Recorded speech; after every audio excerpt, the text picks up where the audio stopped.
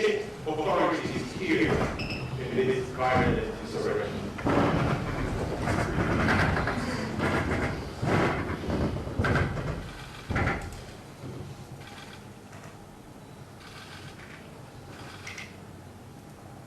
May their soul rest in peace. Please be seated. Your Excellencies, let me now present the facts as presented by the security sector, headed by the Office of National Security. And the facts. The widely rumored, or I can call it, publicized demonstration, or so-called demonstration of the 10th August 2022, actually took place in the Western area, becoming ferocious and fatal in some parts of Freetown and in the north and northwest regions. Terrorists,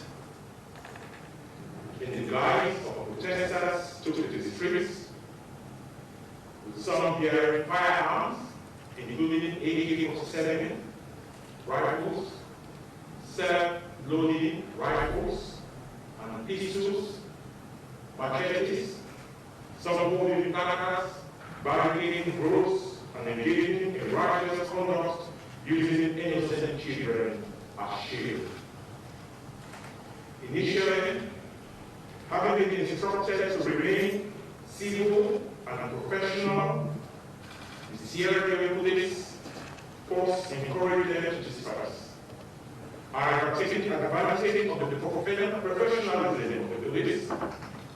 The terrorists, in the guise of protesters, became violent and chanted for the removal of His Excellency the President, Julius Maada, democratically and constitutionally elected.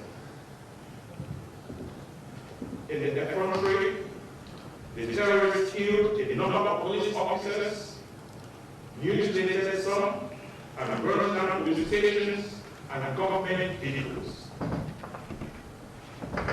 So now let me give you a more detailed description of the situation that emerged yesterday and a clear picture of what happened across the country. So we have a very clear sense of events of yesterday. Let me start with the western rural area.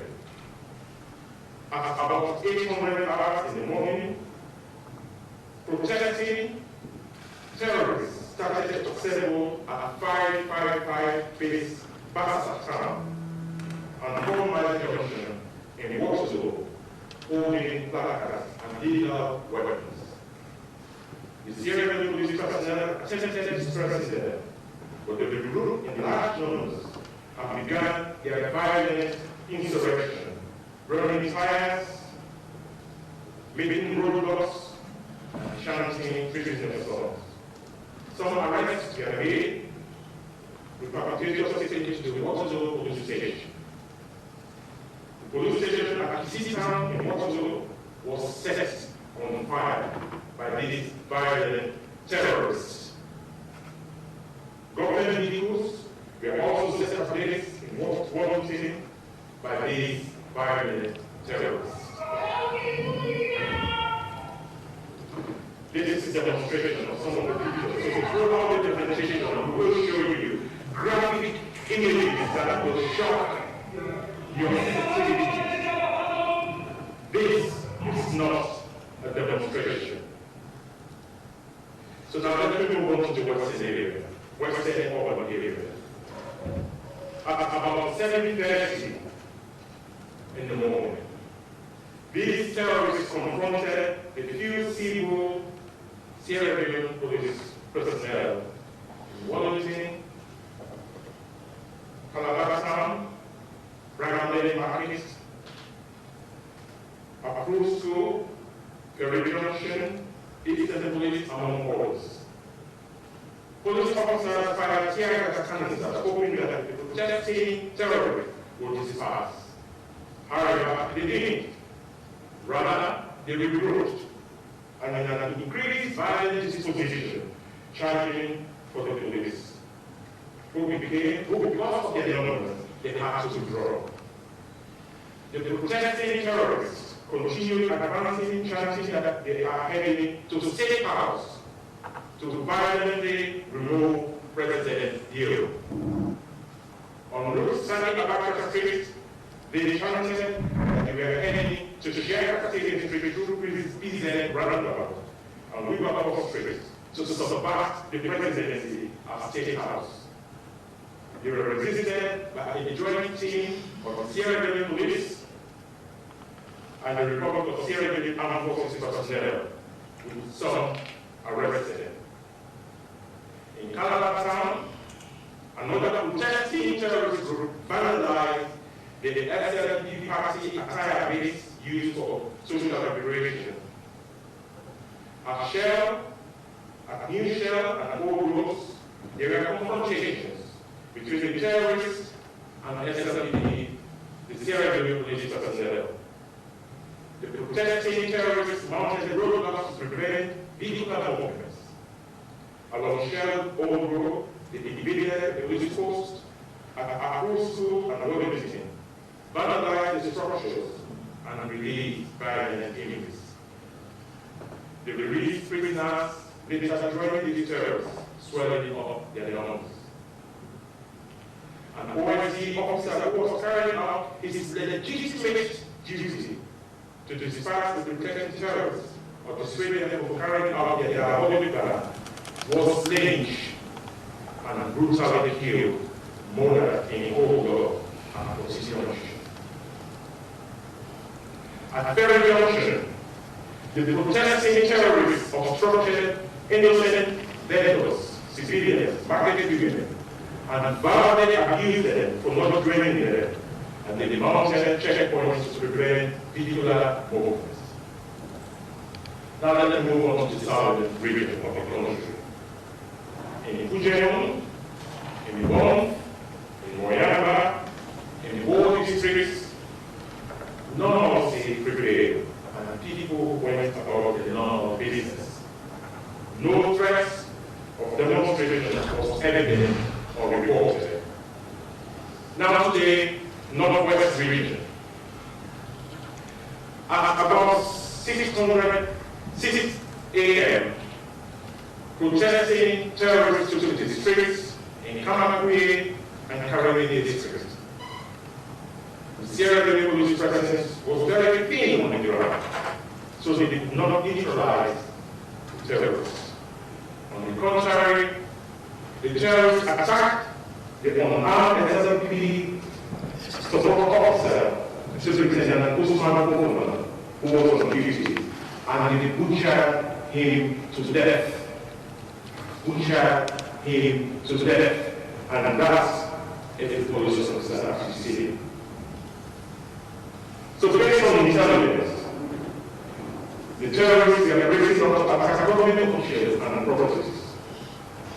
In Leone and Tisakamo, the terrorists assembled in large numbers and attempted to break into the British International Airport, but illegally repelled by the joint force of the Sierra Leone Police and the Republic of Sierra Leone Armed Forces personnel. Now let me come to the northern region. In Magoroga, terrorists violently took to the streets and barricaded the roads, preventing vehicular, motorbike, and tricycle movement. The intention was to cause a cessation in normal daily activities to give a semblance of anarchy in Magoroga. In Bibikolo, some of the female protesting terrorists using children as shield took to the streets, brandishing flags and chanting, "Bill must go, Bill must go." Some others were laid.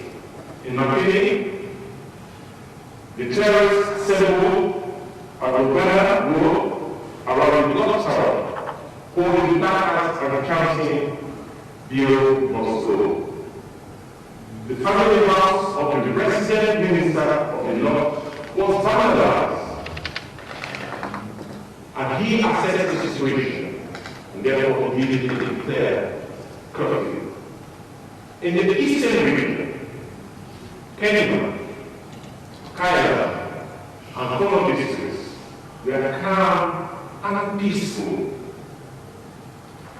In order to avert what had happened in Britain and other parts of the country, the stakeholders in the eastern region, in their respective district headquarters, made media outreach to sensitize the public to the peaceful and global environment. Your Excellency, now the analysis. Firstly, this is not and was not a demonstration or peaceful demonstration. No one, and I repeat, no one must fool themselves or under any illusion whatsoever that this was a demonstration or a peaceful demonstration. This is simply and evidently a violent insurrection by terrorists whose primary aim is to destroy the peace, security, and stability of this country.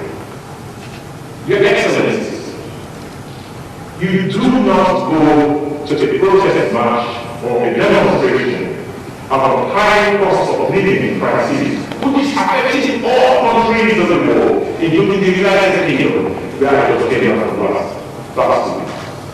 You do not go to a demonstration with guns, with pistols, with AK-47 rifles, with self-loading rifles, with machetes.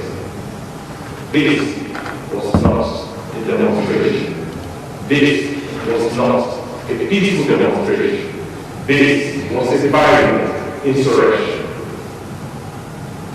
Secondly, the casualty figures, the shocking brutality which I will show you,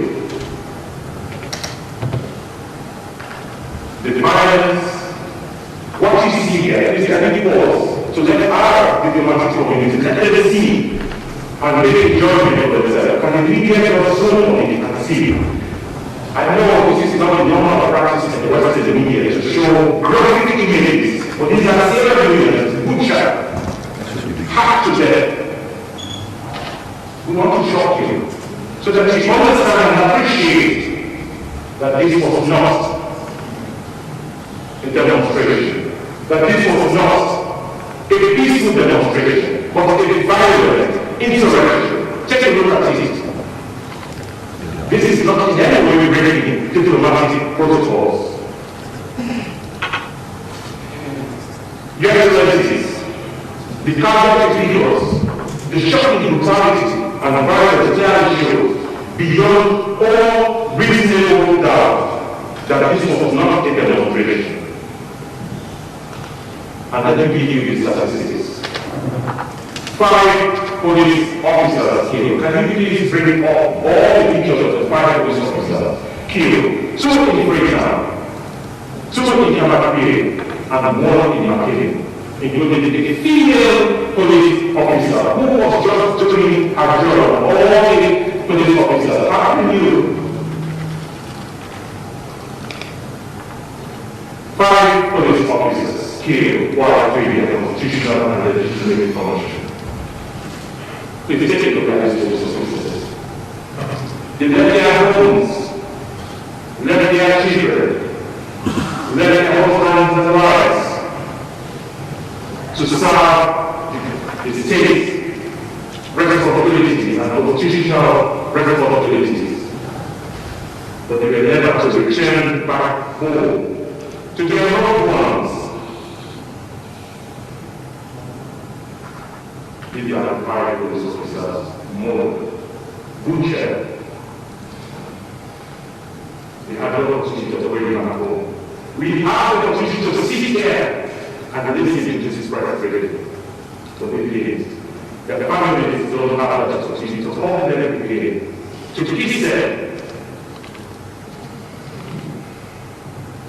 6 civilians have been killed. Innocent civilians who have nothing to do with this violent insurrection. But here, the caveat is that we are still able to assassinate the full scale of the casualty figures for civilians. One police station was burned down in Kamapiri. Can you see the police station that was burned down in Kamapiri? That's the one. Burned down, the police station, the very symbol of state of authority of law and order. Burned down. 6 police stations were vandalized. The approved school for prisoners at Kontozor in Wellington was vandalized, and the violent prisoners released. 2 government of Sierra Leone public buses were burned. Can you see the charred remains? That's a video clip of 2 government buses. The Ministry of Lands, Housing and Country Planning Office in Motozo was burned down. The NASA warehouse in Motozo was burned down. Your Excellencies, I do not want to insult your intelligence or to be accused of diplomatic utterances. But based on these verifiable credible videos and the pictures I showed you, this the question I want to raise. If it is a demonstration, if it is a peaceful demonstration, that's the question that we have to answer. From our side, this is the well-planned, orchestrated, premeditated, financed, violent insurrection determined to destroy the hard-won peace and stability of this country. The hard-won peace that all of you have contributed to make it possible. That today, before yesterday, Sierra Leone was a shining example of a country of standing in the international community. It's a successful case of post-war peace building and state reconstruction.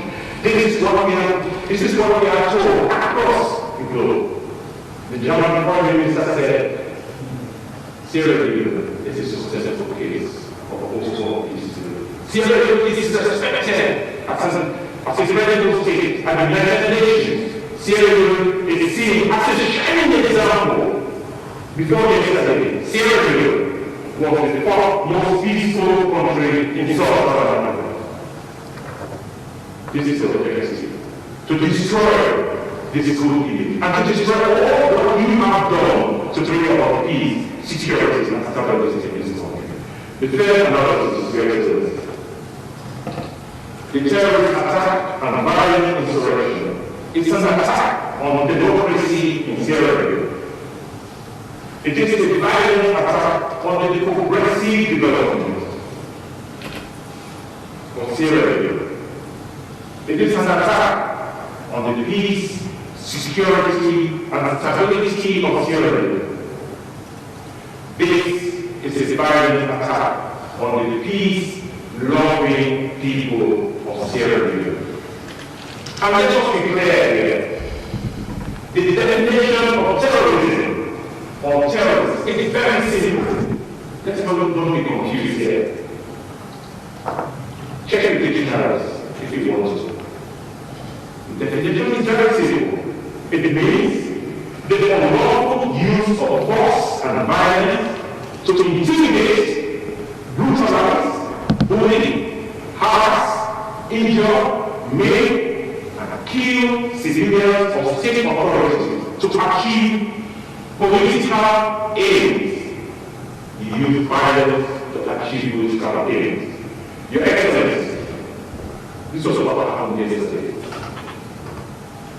Those who plan and finance this violent insurrection have only one aim, and that is to achieve their political objectives by using violence to kill, destroy, injure, loot, and destroy the image of Sierra Leone. That is the political objective. So today, I am an academic. I have written extensively on these matters. So don't insult my intelligence that I don't know what I'm talking about when I use the term terrorism and terrorists. That's what I a very simple, basic definition. The objective of this political group, using no international criminal resident in the Netherlands, is to violently obstruct the peace, security, and stability of the country, and to violently disrupt the daily and normal activities of ordinary civilians, and to present the international community the semblance of anarchy, and to make Sierra Leone look bad in the eyes of the international community. Creating the impression that Sierra Leone is ungovernable, and in the process, give a very bad publicity to the image and reputation of Sierra Leone as a law and order country, and as a peaceful country. The fourth analysis. Your Excellency, this violent insurrection and terrorist attack took place only, and I repeat, only in Freetown, in the north and northwest of Sierra Leone.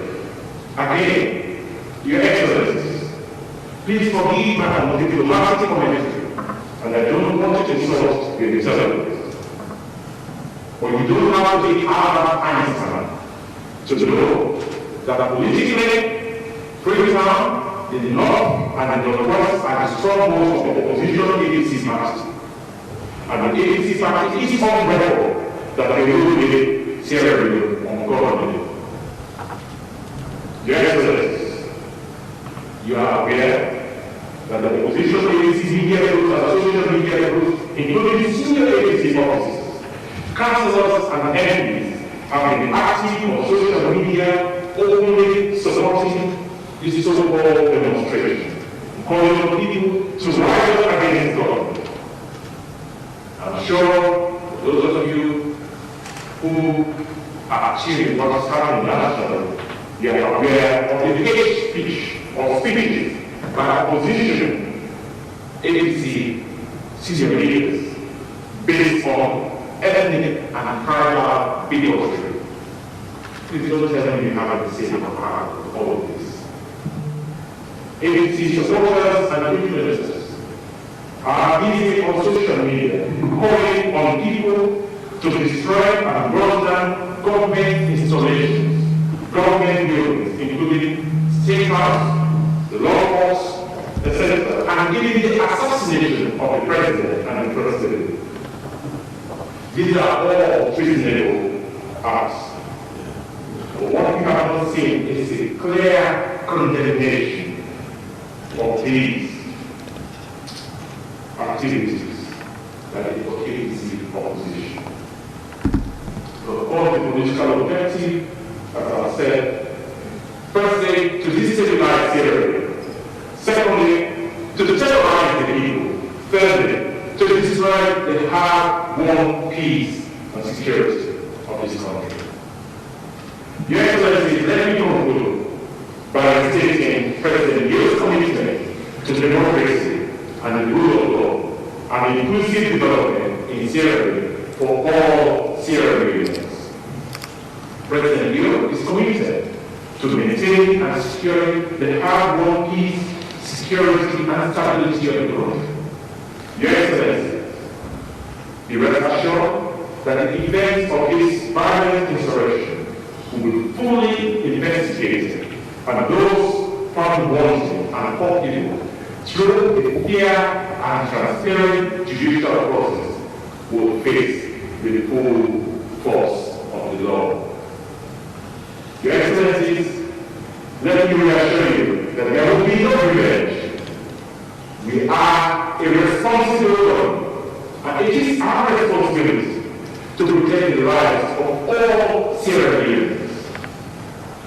Be rest assured that the government will not spare any resources to make sure that the perpetrators of this violent insurrection are held accountable for their actions, and to remind all Sierra Leoneans that the laws of the land of Sierra Leone are supreme and must protect everyone in the country. Your Excellencies, let me end by recognizing and thanking all those international international agencies, including civil society organizations, that have come out to unequivocally condemn this violent insurrection. Let me in particular thank and acknowledge the ECOWAS community for coming out with a very clear statement. Let me also recognize and thank and appreciate our sister countries, Nigeria and Guinea, whose foreign ministers are called consistently to reassure of their support, their solidarity to making sure that we bring about peace, security, and stability. I've also received telephone messages and calls from West African foreign ministers across Africa and many parts of the world, whose foreign ministers are called to condemn first and foremost the violence and to show their support and solidarity with the government and people of Sierra Leone. I thank you for listening. But before I take my seat, I want us to spend some time to take a look. So please, it's going to take about 2 minutes. Here is a self-loading rifle. You don't come to a demonstration with a self-loading rifle. This is a pistol. You don't come to a demonstration with pistols.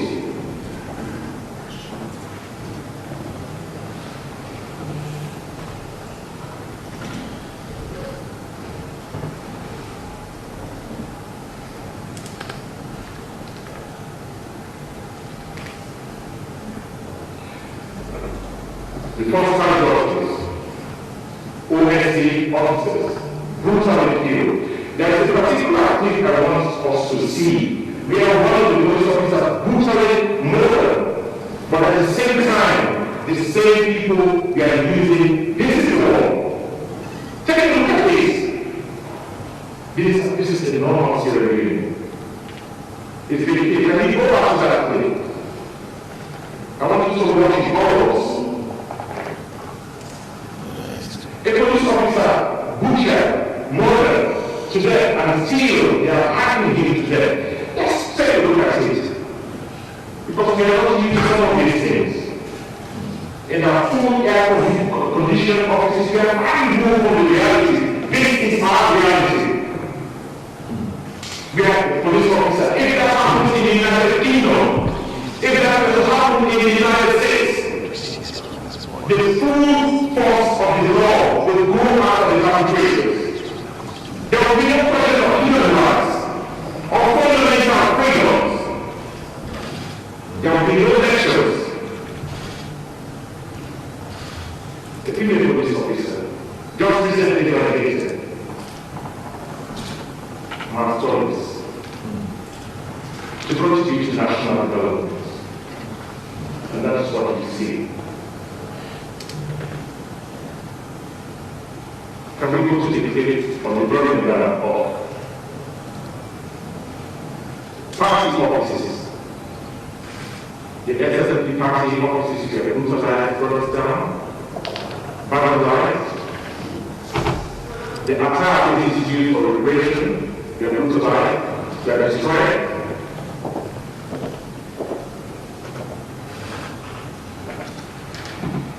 Your Excellencies, let me close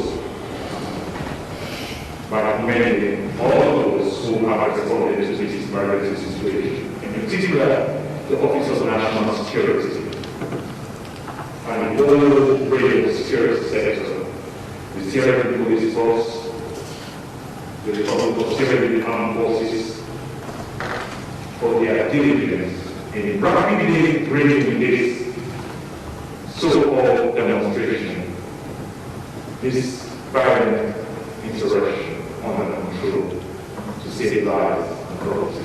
But let me also commend the Right Honourable Vice President for his astute leadership during these times of crisis.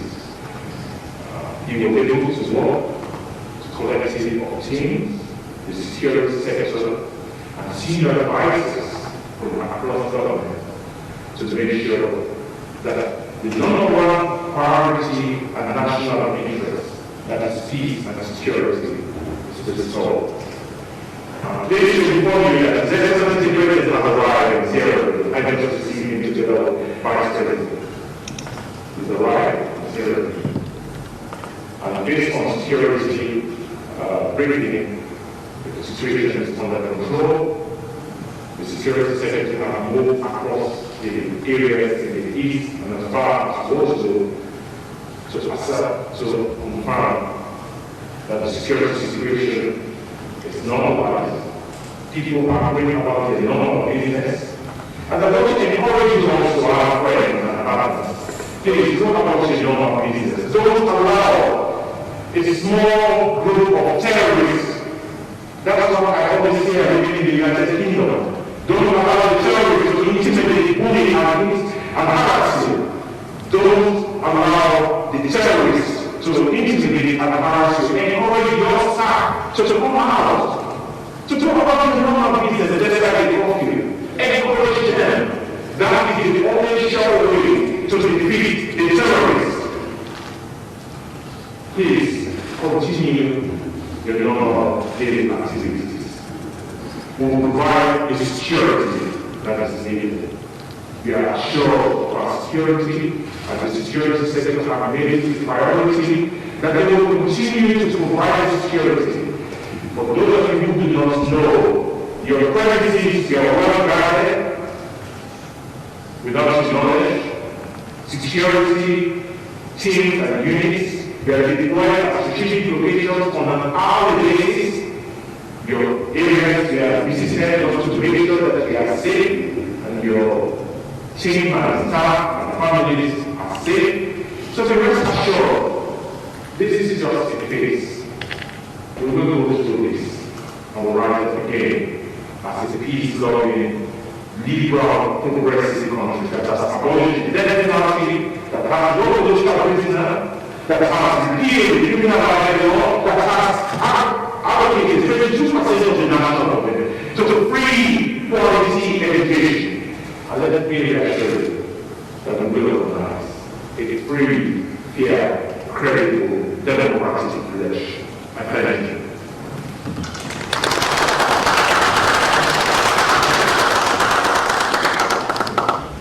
I'll be happy to take questions from here. If you are taking a question, we have the security sector on hand, who they will be happy to provide additional support or explanation. The foreign minister can handle the security experts. We have the minister information communication as well here, who will also at hand. So the first one, the first one, the chief protocol will not record.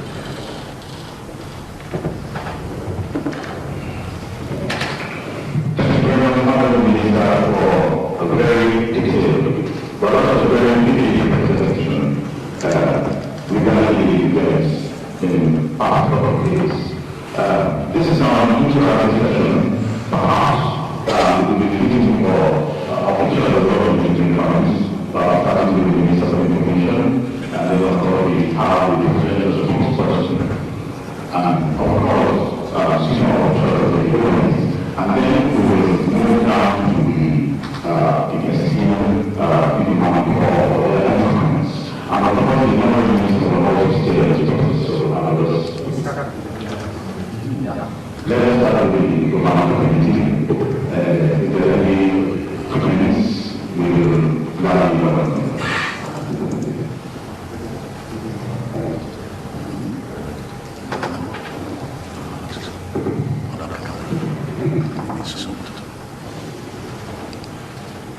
Yes, we have the British High Commissioner, High Commissioner, Excellency.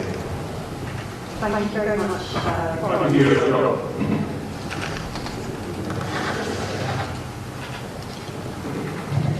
Everyone here. First of all, thank you very much, Prime Minister, for such a comprehensive and useful briefing in this difficult time. I think the first thing I want to say, of course, is my condolences.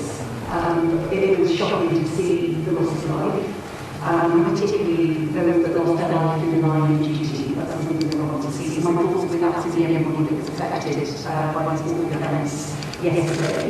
And I think it's a very sad day for Sierra Leone, not just because of the losses and damage that you so comprehensively outlined, but also, as you said, because it's really undermining the reset of a narrative on Sierra Leone that I know strategically viewing as excellency have been seeking to change.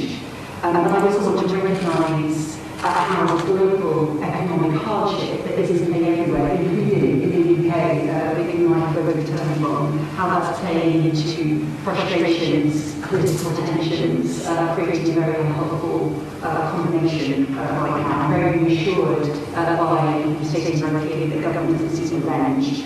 I have a couple of comments and then just a question, a few questions. I think my comments first of all are that the rights come with responsibilities. We do, from the UK perspective, believe that even in difficult times, people should have a right to take to the streets peacefully and in a more abiding way. And law enforcement needs space to do their job, and part of that job is also around de-escalation and ensuring any response is proportionate.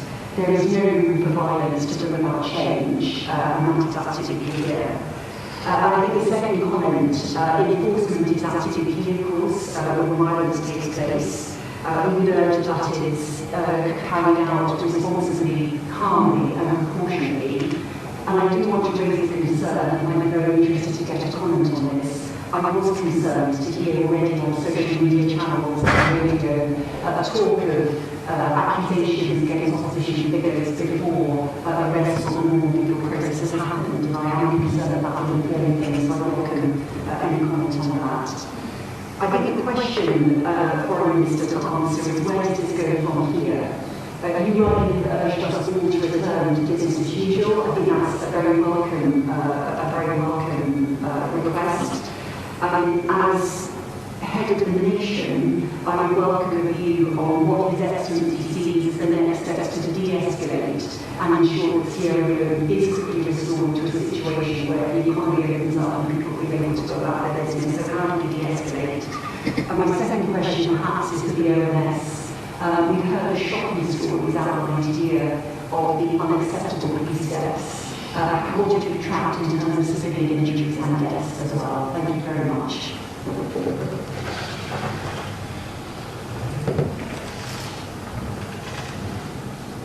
Thank you, Madam High Commissioner, and I really appreciate your message of condolence. These are difficult times, especially because we really families so that will go a long way. On that note, the government is serious and so that we should ministry of internal affairs and solution what they're already working on the partner of the strong families. I like the comments you made about rights and responsibilities. And I will advise two people to comment on some of the societal issues that you raised. One is the presidential process. Dr. Khan will also violence coordinated. But let me just briefly state that I like the point you made about de-escalation. That's something we are sure. As a government, we have a responsibility. Our responsibility is to de-escalate, not to escalate. It's always counterproductive to escalate. It serves no useful purpose. But also to reassure you what we are saying on social media. Also don't forget the propaganda. Before the 10th, my name was third on the list to be beheaded. It's not exactly this, I'm sure you won't have seen. So there's always a lot of propaganda. So scare, intimidate, terrorize that this is what the government is doing. Of course, it's not bully. When they laugh, they always exaggerate what's going to happen. So, as a government, as a responsible government, we have already de-escalated the security situation in the east, and as far as also we know, fully under control, people are going about their normal business. There will be no rebellion. There is a rest assured of that. We are a credible government. We have abolished the death penalty, which some countries have not been able to do. We are a liberal, progressive country. We have opened up the doors of freedom of speech, which is not possible in some countries represented. We repealed the criminal libel law, 55-year-old criminal libel law. So because we are a liberal, progressive country, this thing that's supposed to happen. But it's how we respond. We must respond proportionally, with responsibility and credibility and integrity. I don't want to engage the incoming Prime Minister. As the first question the incoming Prime Minister will raise would be your disproportionate response to the 10th of August 2022 violent insurrection. I don't want that to happen. To the rest of the people. So I want to invite, first and foremost, the awareness of the nation to respond and to give you comments on that.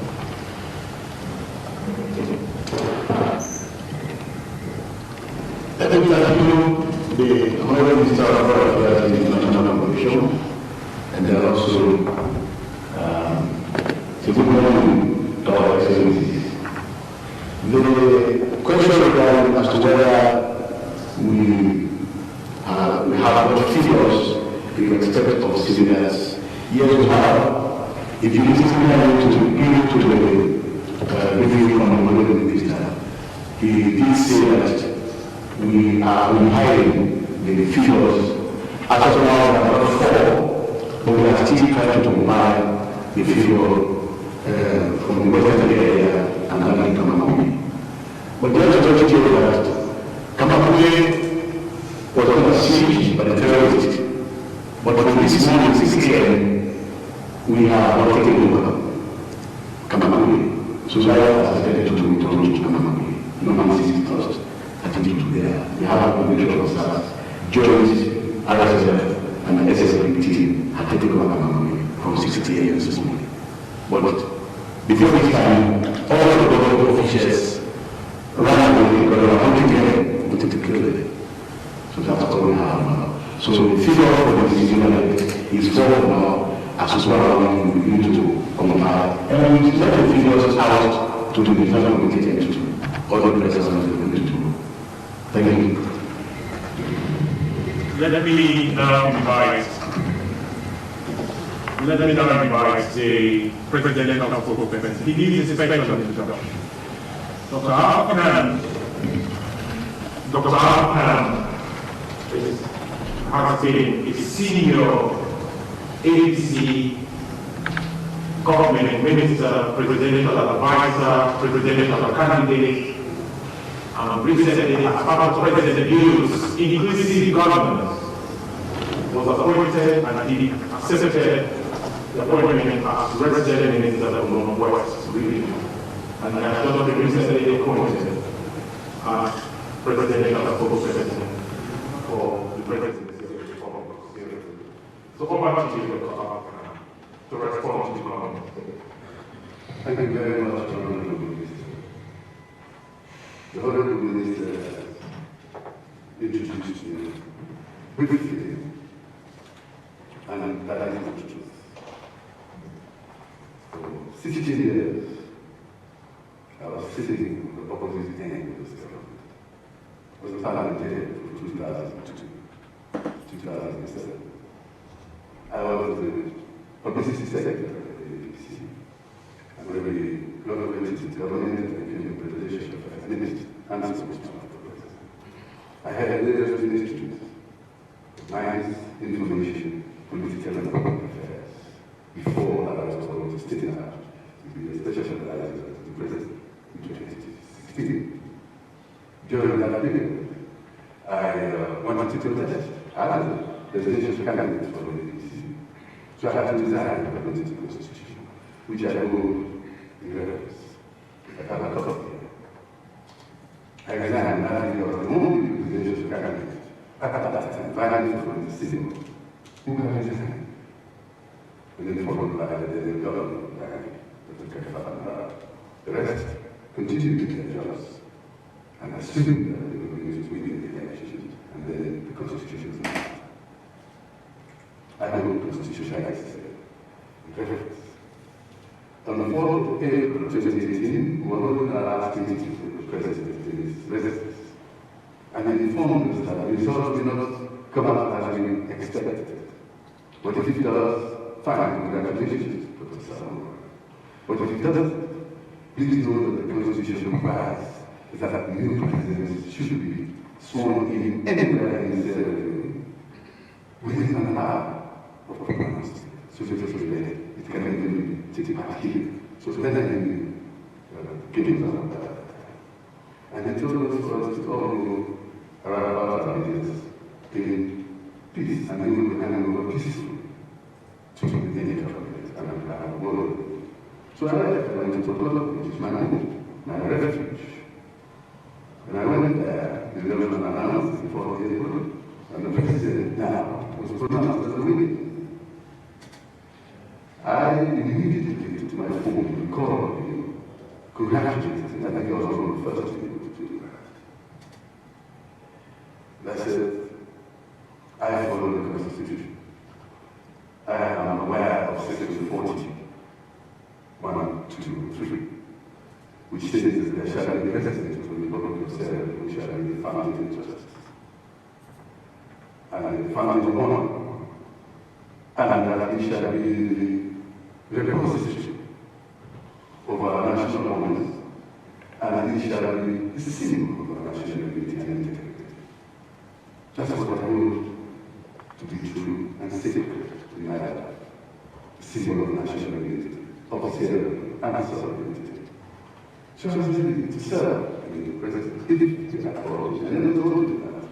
So I sat down and stayed there for years. When the corona came, I went to the strategic advisor. I accepted, informed about it. And then I continued. And then later on, I was appointed resident minister of Northwest. I am there. And then now I am the spokesman. I think that is also a symbol to show that he is reaching out to the estate. And he has never asked me to join the SSB. And I think the registered in the audience. I think he has reached out also to other people. They do not have seen this position that I have. I go there because I want us to come together.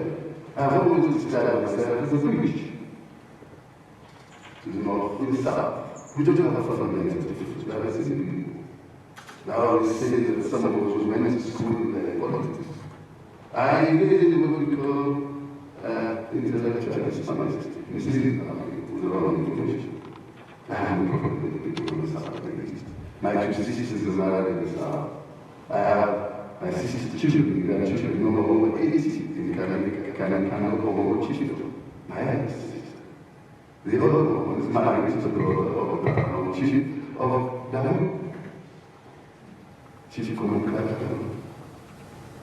my sister married, she speaks many more than 10. And I have nephews and nieces in Damu. So how can I now see it to me? As my name.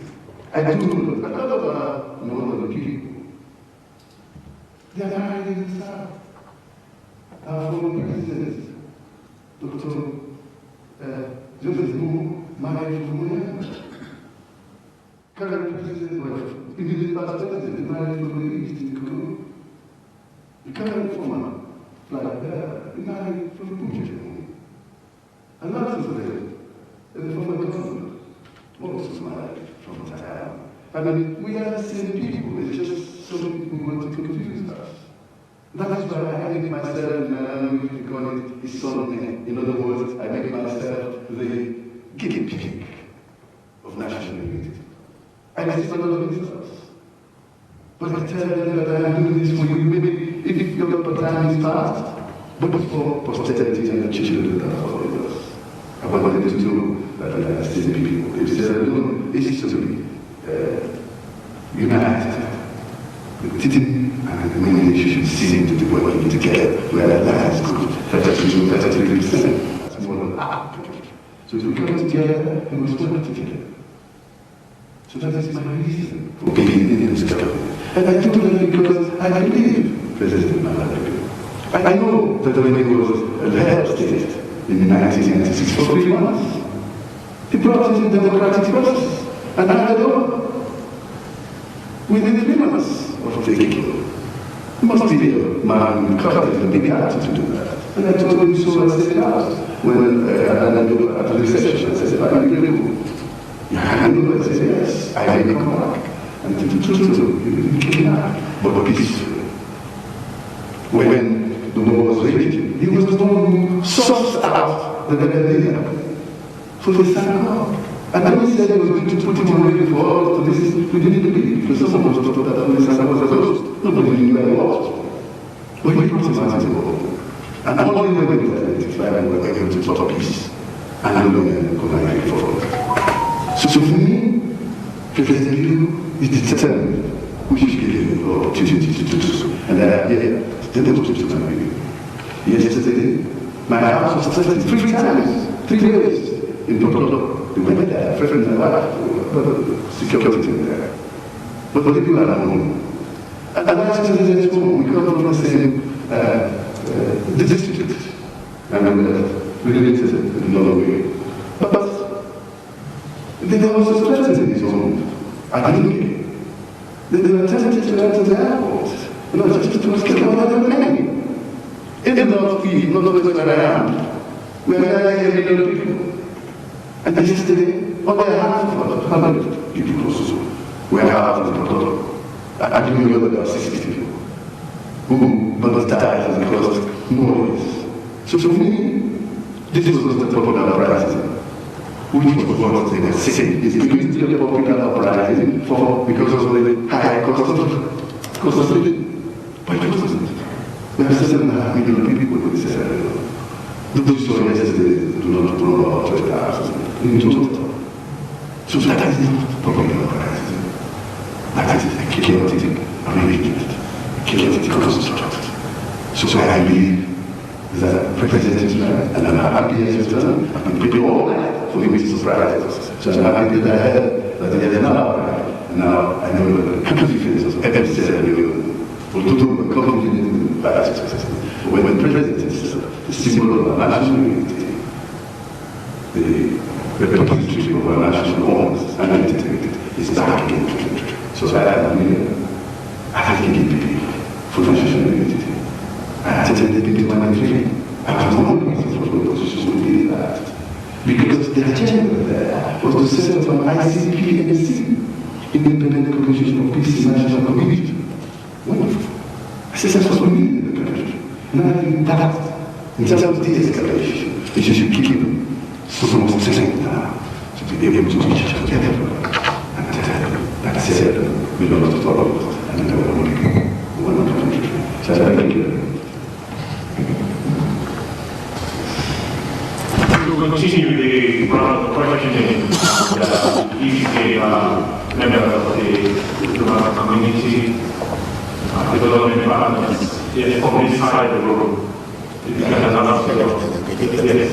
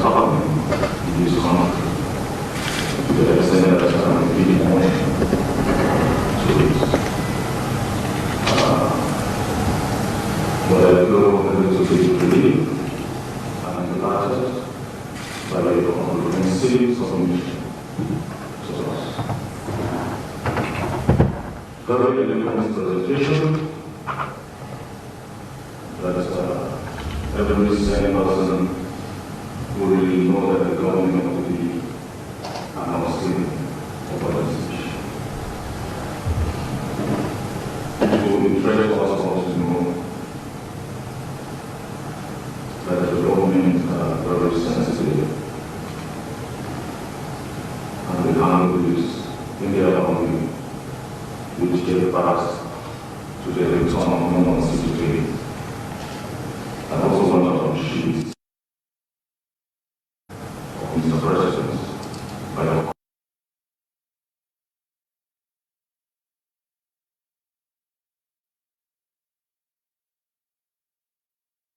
maybe for the first time someone will hear me speaking into because the situation in Sierra Leone is affecting my own country, my own citizens directly, in the sense that there are series of ugly voice messages going around in Sierra Leone, calling for the attacks on Nigerian citizens,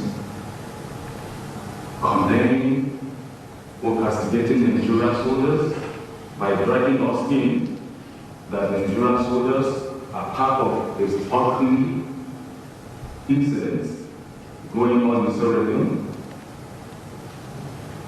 I felt so bad because if you go back to the history,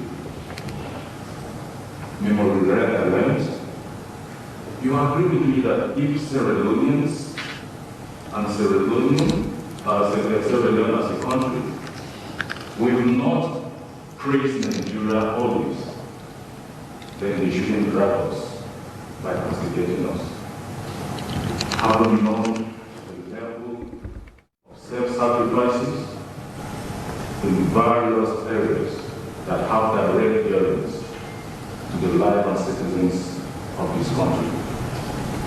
We never see ourselves as not part of the development, the togetherness, and the national state of this country. I have to voice here with me, Honorable Minister, but I wouldn't want to play it because some things are better handled with a special way.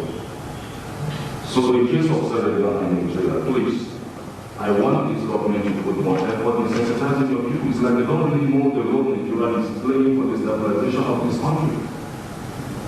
It's like they don't know the sacrifices we are making.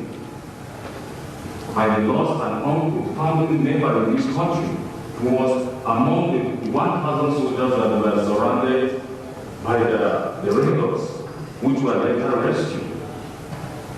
His first assignment in Sierra Leone, he was among the people as they are landing to cross the water, they were bombarded. All these things are still fresh in our memories. So many Nigerians, thousands of Nigerian soldiers died in this country.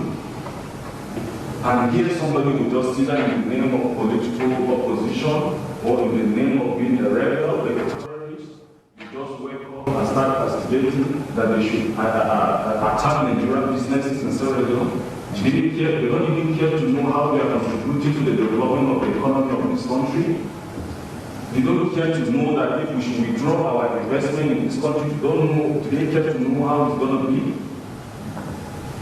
Nigeria have never in return. Let me stop here because of the diplomats. But we should please go beyond this by sensitizing our citizens. Them know and who is their friend. Their enemy is within them. You are destroying government properties already. Who owns the government property? They don't know that they own government properties. It belongs to them. They are the government. So there is no need to go to this level. On these notes, I want to thank you very much for calling us to this meeting this morning. This is the best you can do. And this will now put us in a position to have the right thinking towards forwarding our various efforts. I pray that God Almighty, in His infinite mercy, will come to the aid of this country by using us, by using the citizens, and by using the government to calm this situation so that the peace that we are all enjoying will continue to exist. One thing you've got to understand is that you can plan a riot, a crisis, a war, but you don't know how it will end. And you don't know when it may happen. Thank you very much. On that note, I thank you very much, High Commissioner. I will invite the Minister of Information and Communication to make a brief comment. But before that, Your Excellency, I mean, it's common knowledge that we have a special relationship with the Federal Republic of Nigeria, government and people of Nigeria. If we have peace today in Sierra Leone, it's because of the sacrifice, the leadership and contribution of the Nigerian-led ECOMOG and ECOWAS peacekeeping, peacemaking and conflict prevention in Sierra Leone. And I have been with President Leone, who consistently has made public announcements in Nigeria, but also at the ECOWAS summit, publicly thanking Nigeria, the government and people of Nigeria, for their selfless sacrifice in bringing about peace in Sierra Leone. So I want to reassure you, I have seen and heard those clips, and we have taken the position that we want to engage you at a bilateral level to reassure you. But that is not the position of government and the majority of the 1.75 million. Your Excellency, this is politics. In the run-up to election, those who want to secure political power at all costs will destroy friendship. The objective is to terrorize, misinform, manipulate, create a war and a wedge, divide and rule. They know that we have a special relationship with Nigeria. They know that Nigeria has supported us to take, to go to the UN Security Council. They know the trade and investment in the country. They know that Nigeria supported us and His Excellency the President to secure the chairperson role of the African Peer Review mechanism. They know all of these, what Nigeria has been doing. So what better way is to divide and rule, put a wedge, to distance Nigeria from Sierra Leone, to ensure that the investments are withdrawn. This is what terrorists do. But we should never give in. Your Excellency, Nigeria is bigger than that. Nigeria understands politics. You understand the nitty-gritties of our own nuanced, complex, pecuniary-driven, violent politics. It's not the politics of Labour and Conservatives as I'm talking about the United Kingdom because I just came back from London. So that's the recent example. I don't talk about the United States, it's something different because I've not been here for a while. But when we talk about democracy, we see the different nuances of democracy. But it's not the same type of democratic participation and contestation. So this is what they are doing, to divide and rule. So my comment to our development partners is to be attuned. Nothing here is the same. Chinua Achebe said, the famous Nigerian author, said, "No one can tell me my story. When you come to a stranger's house, don't go into the room. Ask for the stranger to tell you where the switch is. Otherwise, you'll be groping in the dark, breaking your legs or your neck, etc." So for our development partners, when we come to this room, talk to us who know. Don't grope in the dark. It is not what they tell you is the gospel truth. Some people who work with some of you have their own agenda, so they misinform. They misinform you. Deliberately. We've seen it. We have intelligence. Please don't make the mistake of seeing them as benign, friendly Sierra Leoneans. No. Not all of them are benign, friendly Sierra Leoneans. Their objective is a political aim to misinform, manipulate, and embarrass you. Because when the facts come out, you will be embarrassed. So please, as much as you value the competence and effectiveness of your staff, they are human beings. They are Sierra Leoneans with political interests. So that is a very telling comment from the Nigerian High Commissioner. I want to give the floor to the Minister of Information and Communication. Thank you very much. Prof Francis, Your Excellencies, colleagues. Your presentation was graphic and cinematic, almost to the point that I'm left very to see. But there are some concern here around veiled accusations of opposition leaders, even before the inquiries are stated, right? I had that from Richard Commission. But also, again, to quote the famous Nigerian writer, Achebe, he noted along with novels that you can't remember whether they began to beat you can't tell whether you tried to pardon. So in 2007, in the BBC interview, the former president, under whom my big brother, immediate predecessor, Honorable Papa, did say in the BBC interview that if he did not win that election that year, he would make the country ungovernable. Straight in 2018, the last flag bearer of the APC also said on record, and I have that one to complete here, he did say if it does not win the elections, he will cause all sorts of problems. More recently, he made very tribal statements against his own in-laws, right? So all of this is systematic, it's a pattern. So people are making conclusions even before we get to where we're getting to. And like the foreign minister pointed out, this looks a well-choreographed, a well-financed, well-lubricated, where we have a properly funded insurrection. It was not spontaneous, it was not whimsical.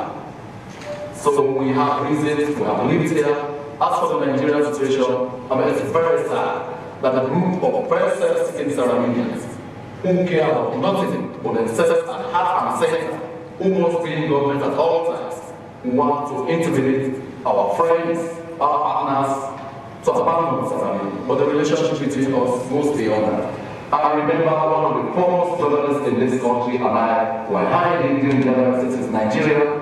One of the guys who worked at Congo times, he was taken away from that crowd and murdered. We never saw him. So government appreciates the supreme sacrifice, the ultimate pride Nigerians feel in the search of our peace.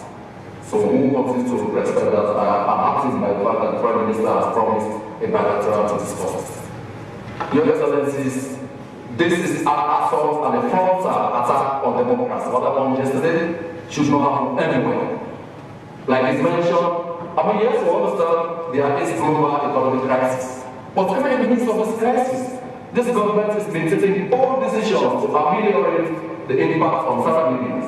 It is still the same crisis that we have been doing direct cash transfers to small businesses. It is still the same crisis that we have launched the Monarch Fund to support small medium enterprises. It is still the same crisis that we give direct cash and other support items to people living with disabilities.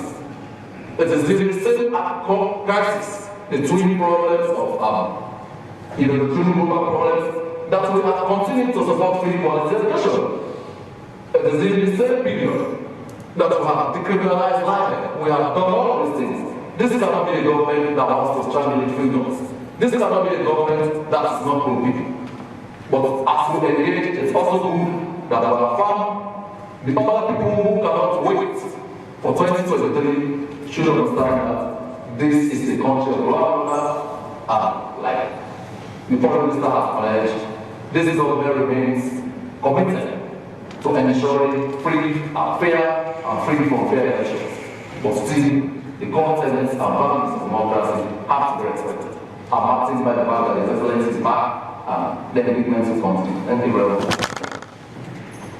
We'll now invite the ambassador of Arab Republic, Egypt.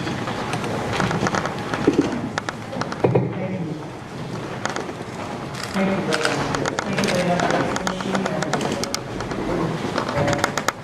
Thank you very much for the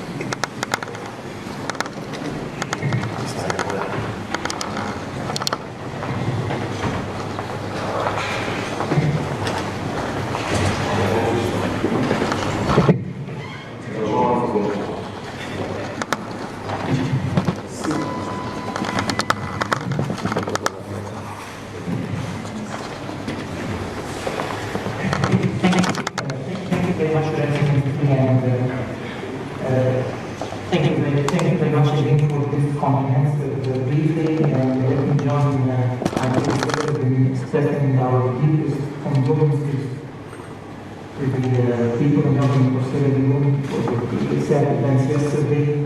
Let me reassure you that Egypt will always stand for the Sierra Leone, for its development and prosperity. We will continue to do that as you are also.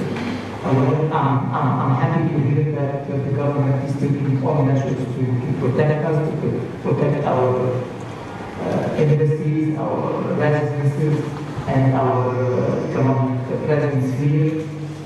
We are also not like Nigeria. We are also we are also present here. We are our companies, we are our businessmen, we have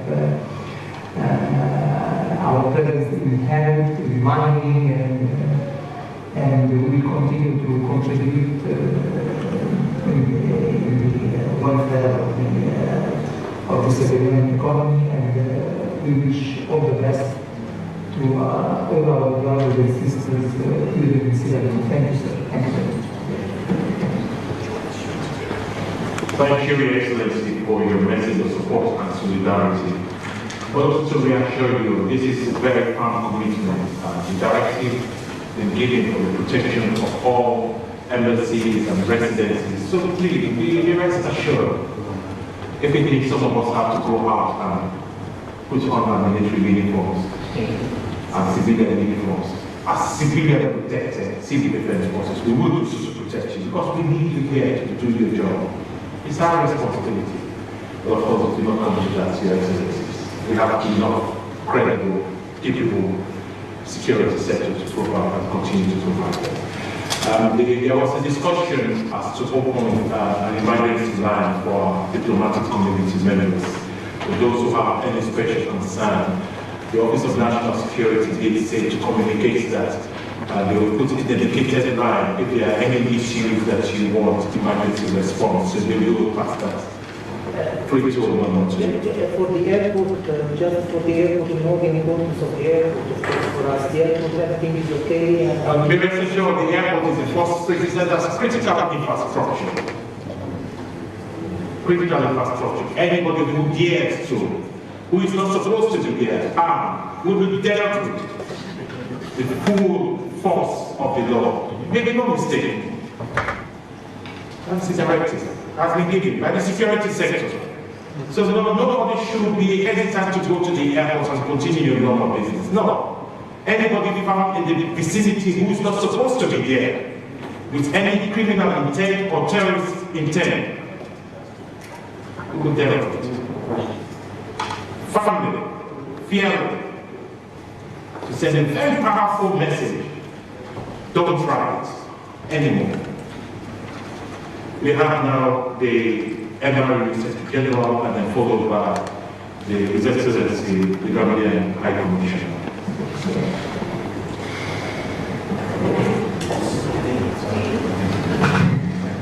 Thank you very much, Honorable Excellency Minister of Foreign Affairs, colleagues from the Diplomatic Corp and senior government officials here present, our resident coordinator of the United Nations system. I want to thank you and join others in the sentiment expressed on offering our condolences to the families of active servicemen and people who lost their lives, and the ordinary innocent people as well. From the perspective of the Management Union, we are very, very concerned about the developments during this week. We did not take kindly to the protest, faceless protest that was called on Monday.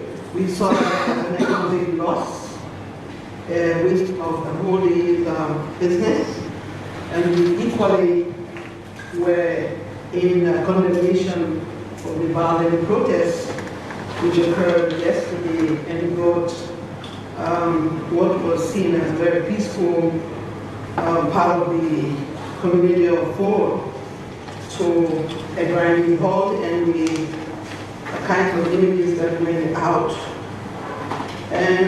But we are also equally concerned about the categorization of what is the problem now.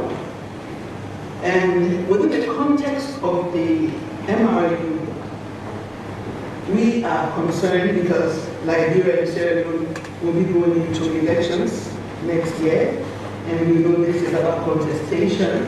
Now, in the case of Liberia, we are also concerned about the deteriorating security situation. So when we see this happening in Sierra Leone, we are concerned. We will be coming out with a statement on the full country because we see that Guinea has again engaged with ECOWAS to look at the situation to return to normalcy. And of course, Cote d'Ivoire is also making conscious effort to de-escalate tension and with the pardoning of former President Gbagbo by His Excellency President Ouattara. So we are concerned that we just did a study with ADB and the UN OPS on the fragility of these countries. Now, when you categorize this situation as terroristic, it has its own connotation onto fragility. And I know that, Honorable Minister, at some point you had, when you were Chief Minister, you had made a case for Sierra Leone to not be seen as a fragile state. So, as the commissioner from the British High Commissioner said, this is like you're setting the clock back. Not you, I mean, the situation sets it back. So, I'm just wondering how we will manage, because we have come in, as we said, to listen, as neighbors when our neighbor's house is on fire, we are concerned. And so we also want to be able to see how we can help, not to harden positions, but if you have the need to want to open up a little bit more space to hear, I think that maybe in each of the organizations or the bilateral, this is an opportunity beyond this that would also encourage more listening. Thank you. Well, thank you very much, Your Excellency. Again, I really appreciate your condolence message, especially those who have lost their lives in the line of duty, but also to recognize the support of Manuel Leone. But let me make some clarification. Sierra Leone is not Liberia. Make no mistake. Sierra Leone is not Guinea. Make no mistake. Sierra Leone, liberal, progressive country. Before the 10th of August, ranked as the 4th most peaceful country in Sub-Saharan Africa. So Sierra Leone is not Guinea, it's not Liberia. So let's don't conflict those issues. But what I also want to be very clear about, Your Excellency, is the goodwill that we have. President Bio has provided de facto leadership in mobilizing regional, sub-regional response within the Mali Region. I have seen him engage with the former president of Guinea, President Condé. I've seen him engage in the new CNRD leadership. I've seen him engage constructively with President George Weah of Liberia. So, as far as President Bio is concerned, his concept of the sub-region is the fire next door. What happens in Liberia affects Sierra Leone, what happens in Sierra Leone affects Liberia, Guinea, etc. So he has been proactive, and he's playing that constructive leadership role. At the level of the foreign ministers, yesterday when this incident happened, it's a localized incident. Freetown, the east, north, and the northwest. It's not the rest of Sierra Leone. It happened in a particular stronghold region for political purposes. Let's be clear about this. You've been here for a number of years now. You must be very clear about the nuanced politics in this country. You live next door, in Liberia. So you're familiar with the politics and how things happen. You have been here in the previous government and now this government. So we've engaged at the foreign minister's level. I went to Mano River, I went to Liberia, and within the context of the Mano River Union, we agreed, and this is what we've done even from yesterday, to escalate and heighten border security patrols, because we know that we are all leading on to elections.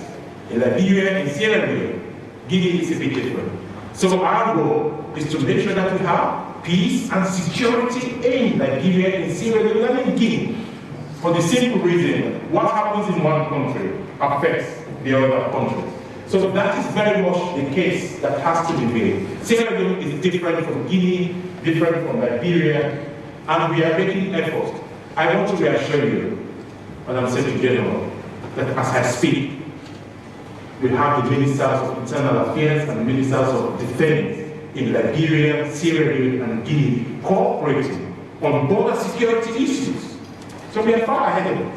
And at the foreign ministers level, we've already agreed that there must be a communication to the Secretariat to urgently convene and encourage the heads of states to convene the Mano River Summit to agree on some of these issues.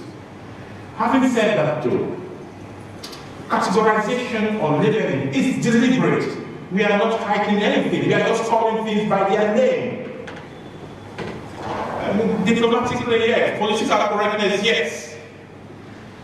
But what you saw on that video, the graphic images of 5 police officers killed, you cannot call it any other way, Your Excellency, but terrorist attack. It is not hiding anything. We are just calling it by the name. We know that that's what is happening in Liberia when these things happen. We know in UK, in United States, etc. Do you want to tell me, Your Excellency, that because of the January 6th attack on Congress in the United States, is that the end of democracy in the United States? No. This is an established democracy, with the institutions of democracy credible. But these things happen. It doesn't mean that the United States is, the democracy in the United States is weak. No. Because it happened. And we're very clear in the United States, it used the terminology terrorist attack on the United States, an insurrection. This is the United States of America. So what is wrong if we use the name and we define what terrorism is? What is wrong with that? We've got to define it. Similarly, you use force, violence to intimidate, bully, harass, maim, kill, terrorize for political end. This is what happened yesterday. There's no way, Excellency, we can call it. Let's call a spade by a spade. You are from Liberia. You should know all of these things. So moving forward, we are very proactive that we will do what it takes to make Sierra Leone a law and order country. And that's why the primary priority is to restore peace, security, and stability so that all of us can go. Terrorists everywhere that I know are treated as terrorists. So it's not about hiding, it's just about divide. Except if you want to tell me, probably, of course, the question is, you're talking about creating a space for dialogue. I'm yet to see where the United Kingdom has been dialoguing with terrorists. I'm yet to see where the United States has been dialoguing with terrorists. I'm yet to see, sorry if I'm not calling on, it's not a deliberate attempt. I'm not seeing where Nigeria has been dialoguing with terrorists. But what is more, you yourself said, Your Excellency, that it's faceless. Nobody has owned up this. So who are we going to dialogue with? Except if you know who these people are. But then if you do, please bring them here so we can engage them today, because it's a responsible government.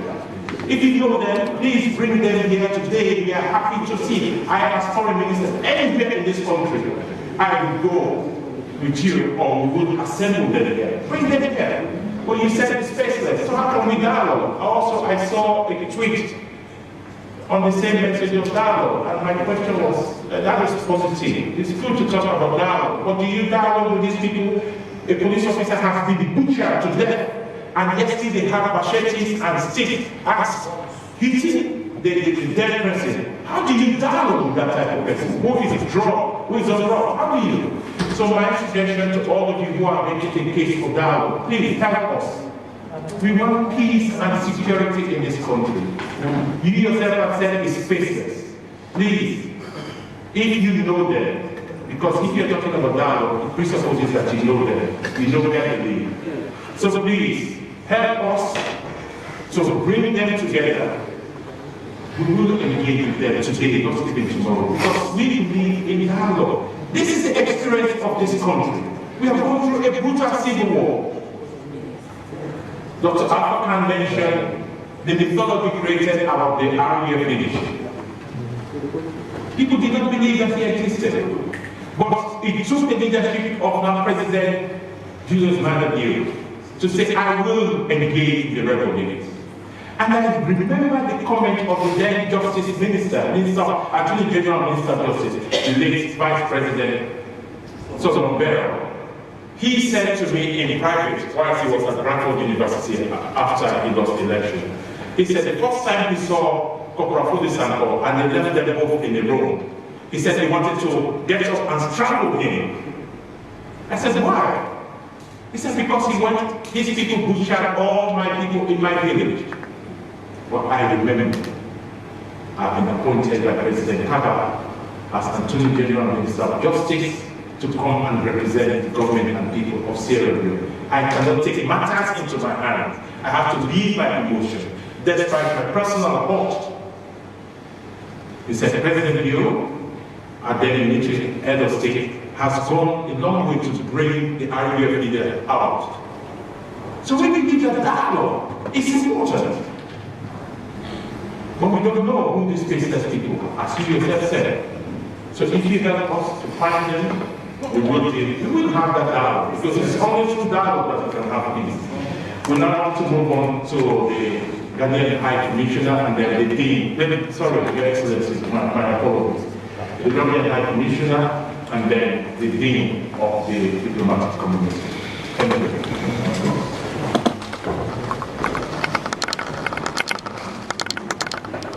Good morning, Honorable Listener. I also recognize all protocols. I want to, on behalf of the government and the people of the Gambia, wish to express our collective condolence to the government and the people of the Republic of Sierra Leone for the loss of life, and also to express our regrets for the destruction and vandalization of public and private properties. I want to also assure you that the government and the people of the Gambia will continue to stand shoulder to shoulder with the government and the people of the Province of Leone in this difficult time, and ready to support your efforts for the total restoration of law.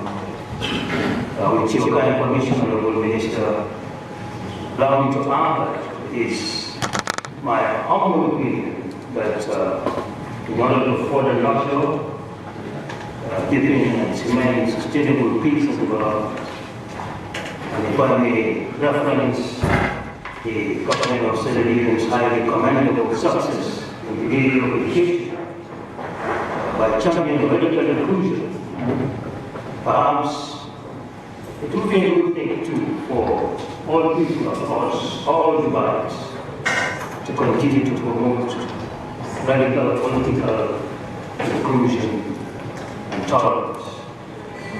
I have a problem with our current, and this is not only unique to Sierra Leone, but unfortunately in a lot of other countries. Politics and the way we go about living, see it as win-lose game, has caused a lot of destruction, delay in various projects or programs and programs. Politics will be seen as a win. And so you should know that you are aware that in the experience of the Gambia, I'd like to also reference 2017 coming to now, before 2016.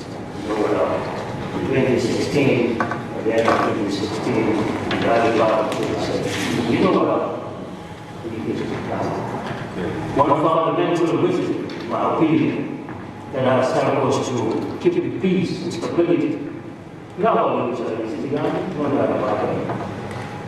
But while we are still moving small little ways forward, is by promoting political inclusion. And I think Sierra Leone moving forward will do itself a great favor, my opinion, to bring down barriers and promote improvement in our cooperation. Thank you very much.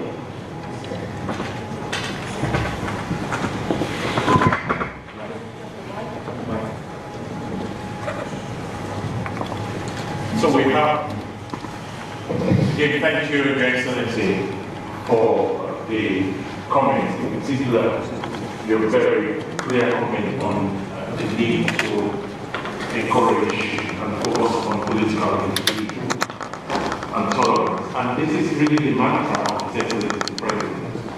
And as you see from the presence of Dr. Alpha Khan and many others who hold strategic positions, who have served in previous administration and are part of put other positions after etc. That is a demonstration that you cannot win peace without political inclusion. You cannot win peace without inclusive development for everyone. So tolerance is at the heart of it. And today, Sierra Leone has a permanent address for peace, and that is the Independent Commission for Peace and National Cohesion. So we have an infrastructure for peace that has just been put together. So can you imagine the war ended in 2001, 2002? It took 2019 to establish an infrastructure for peace. So we are making progress, and I'm happy that you recognize that it's not quick fix, short-term exit strategy. It's a gradual process. On that note, I wanted to invite the Dean, followed by the American Ambassador, and that should be the end of the hearing. Thank you. Thank you, Mr. Minister. And I would like to join my colleagues and others who have extended their sympathy to you for the loss of your security personnel and citizens during this riot yesterday.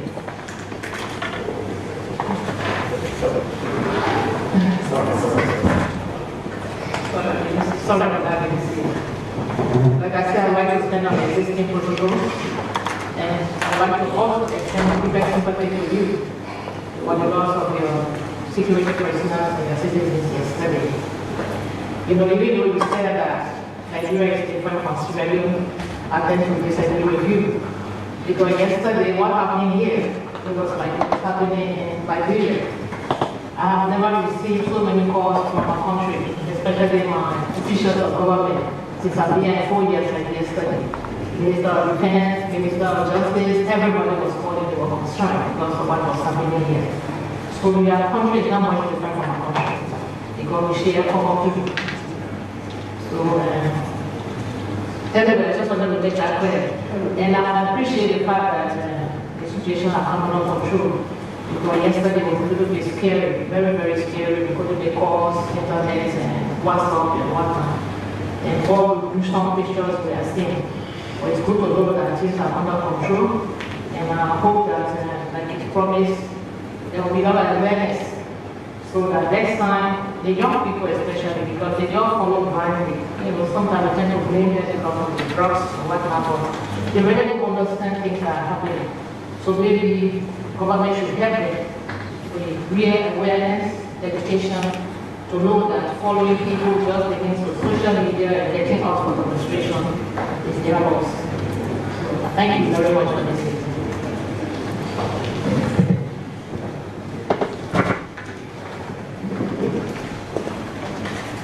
Thank you, Your Excellency, and in particular your warm words of solidarity and support during this very difficult time.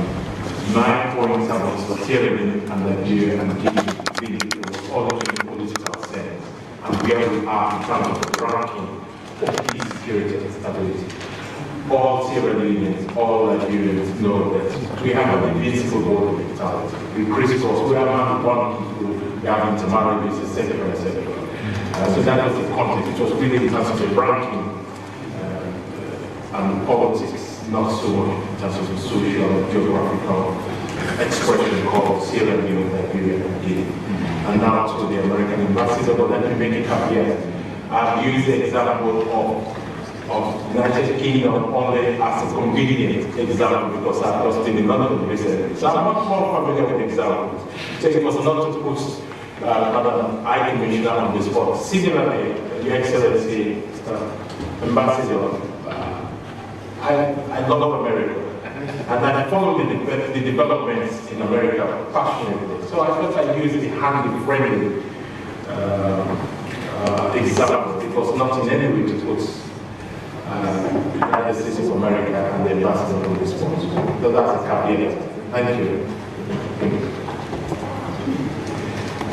Thank you very much, Mr. Minister, all protocols observed. I want to thank you very much for bringing us all together this morning for this briefing. It's been very helpful. And I also want to express on behalf of my country, condolences to the family and friends of people who lost their lives yesterday, particularly to the families of law enforcement officials who lost their lives doing their job. This is completely unacceptable. I also want to say thank you for the job your ministry has done in terms of security for my people and myself. I want to say throughout everything I felt safe, and everybody in our embassy felt safe, so thank you very much for that. Yesterday, Washington released a statement on the situation in Sierra Leone.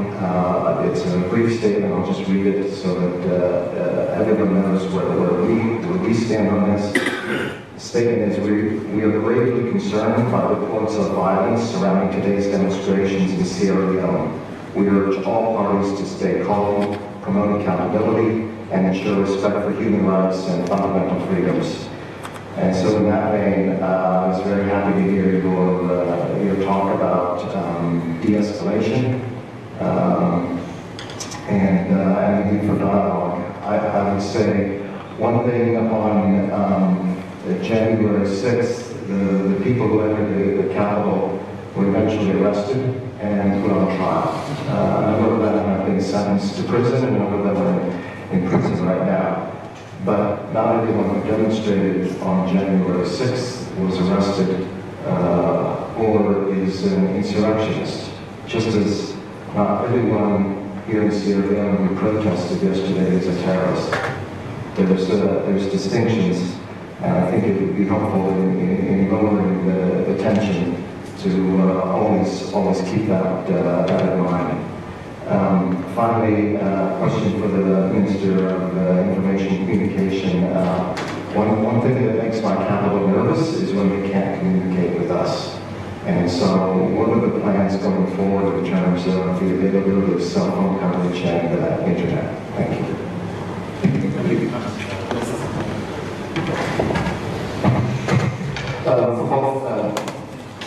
By social media accounts are supposed to be on death row, right? Among 14 government officials who listed protest by these terrorists because of my role in promoting government policies. Now to, the question. This is exactly part of the things Prof Francis has been talking about. Unreal violence only undermines, progress we have made those far function. I am reliably informed by NAFCO that the insurrectionists which prepare targeted key installations, one of them being the internet yesterday. So they put out a public statement, they were working on it, and I am reliably informed that it's all running. His Excellency always says, when people wake up in the morning, it is not the next meal that they think about. It's whether they have credit on their phone so that they can stay connected to their friends, family, and loved ones. So I, as internet fixated as anybody else in the room. As government, we will not, under any circumstance, disconnect the internet. But this is just part of counting the cost of the insurrection yesterday.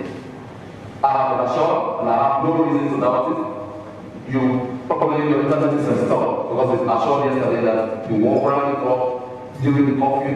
For that reason, I will grant that exemption, so that essential service workers will continue to work to ensure that social services don't break down.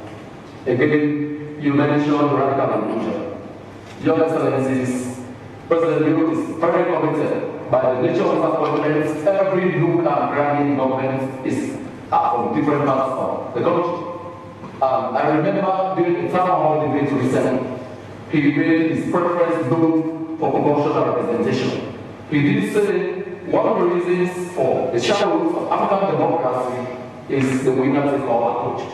So he is ready, willing, and ready to discuss that further as part of the process of radical inclusion without the inclusion amendment. I just needed to add that. Thank you very much. I did get a chance to thank the American ambassador for your comments. And I also heartened to hear that you felt safe. It's not very often to hear American ambassadors in challenging environments talking about being safe. But this is Sierra Leone. This is the beauty of this country. And when I say Sierra Leone is the most beautiful country in the world, I believe it because my daughter told me so. We've traveled extensively as we were growing up. And then she said, when we came in 2018, she said, this is the most beautiful country we've ever visited. I said, no, this is your country. It took my 14-year-old daughter to remind me that Sierra Leone is the most beautiful country. Secondly, Sierra Leone is a peaceful country. The people in Sierra Leone are peace-loving people, friendly people. So what happened yesterday is not a representation of Sierra Leone and Sierra Leoneans. So on this note, on behalf of His Excellency, the President of Julius Madabio, on behalf of the Right Honorable Vice President, Dr. Mohamed Jallo, on behalf of the Ministry of Foreign Affairs and International Cooperation as represented by the Deputy Minister, the Director General, on behalf of colleague ministers as represented by the Minister of Information and Communication and the Deputy Minister of Technical and Higher Education, and on behalf of the security sector, let me thank you for making this time to come and engage with us in terms of this briefing. The message is very clear. We are partners in development. We have gone a long way and we have made the effort to support the restoration of peace, security, and stability in this country. So we have a collective responsibility to ensure that we continue to work together. We will not always get it right, but we will make the effort. In the true spirit of critical friendship, I hope that all the views expressed here are made in the spirit as critical friends. Friendship doesn't mean, and partnership doesn't mean you always have to agree. It is when we dialogue, it's when we meet together, and that is when we make the progress for peace, security, and stability. And finally, I want to encourage you to talk about your normal business. Do not be intimidated by terrorists. They cannot win. The people of Sierra Leone will always win. That is peace, security, inclusive governance, inclusive people. I thank you very much. Thank you.